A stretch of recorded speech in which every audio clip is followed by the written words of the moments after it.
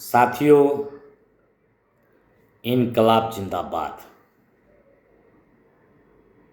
भगत सिंह एक गाना गाया करते थे कि सरफरोशी की तमन्ना अब हमारे दिल में है, देखना है जोर कितना बाजुए कातिल में है, वक्त आने दे बता देंगे तुझे आसमां, अभी से हम तो क्या बताएं क्या हमारे दिल में है। सबसे पहले सोचना ये नौजवानों को जरूरी है, हमारे देशवासियों को जरूरी है कि हमारे देश के अंदर में समस्या क्या है। आज जो हमारे देश के अंदर में जिस प्रकार से राजनीति लोग कर रहे हैं, हमारे नेतागण लोग,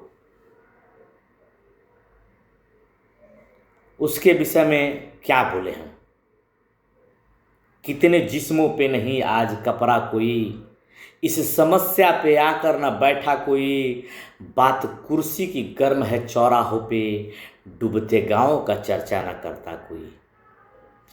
चोर बच्चा न बनता भला क्या बनता, जब बाजार में सस्ता खिलौना नहीं, जब तक भूख का उपचार नहीं होगा गुलशन, पाठशाला में पढ़ पाएगा न बच्चा कोई।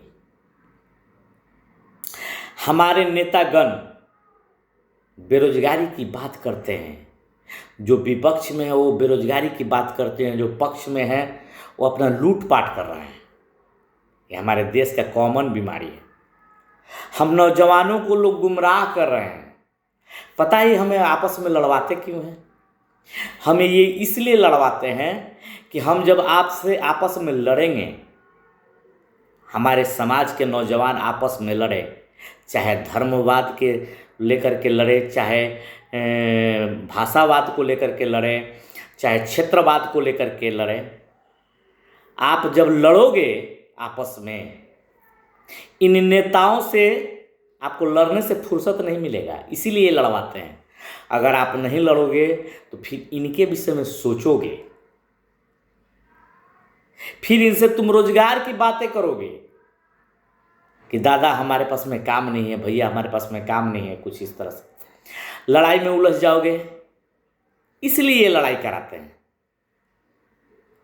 अपने लोग तुष्टीकरण की बात कर करके विधायक बनते हैं, एमएलए बनते हैं, एमपी बनते हैं, सरकार बनाते हैं।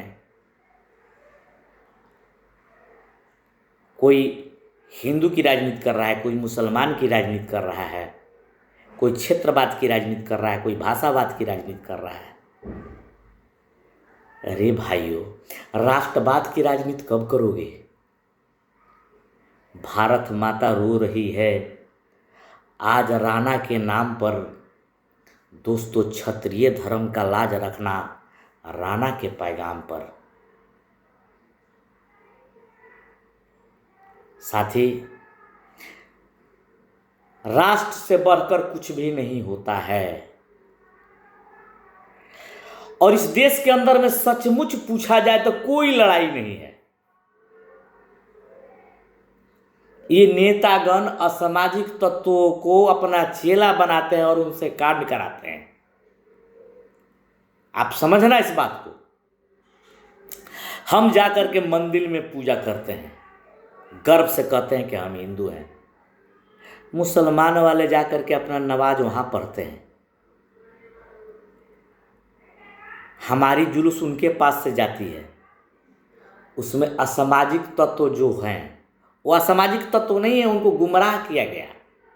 कुछ चूतिए नेते टाइप के लोग हैं जो इस तरफ का माहौल बना देते हैं, और नौजवान तो नौजवान है, जो माथा में लिख दोगे वही जिंदाबाद मुर्दाबाद करेंगे।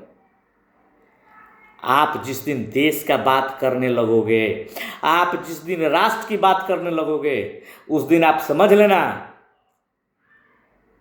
कि ये सारा बीमारी खत्म हो जाएगा। इस देश के अंदर में जातिवाद, धर्मवाद, क्षेत्रवाद, भाषावाद सबसे बड़ा कोढ़ बीमारी है। कोढ़ भाषावाद की बात करने वाले, क्षेत्रवाद, पूछो जाकर के कि कै ठो लड़का को आपने रोज, आप तो विधायक बन गए जी, लेकिन कितने लोगों को आपने नौकरी, जो आपका कट्टर समर्थक है उनसे जाकर के पूछो, आपस में डिबेट करो कि किसको नौकरी आपने लगवा दिया, रोजी रोटी किसके लिए, दो पैसा का इंतजाम आपने करा पाया। आप अपने उस आदमी को भी रोजी रोटी पर नहीं लगाते हैं जो आपका दिन रात झंडा ढोता है। जानते हैं क्यों? इसलिए फिर आपका झंडा कौन ढोएगा? साथियों, सावधान हो जाओ, भारत माता की जय कहो, और इन बीमारियों को अब इलाज करना आपके हाथ में है, दूसरा कुछ नहीं कहेंगे। भारत माता की जय। जय हिंद। धन्यवाद।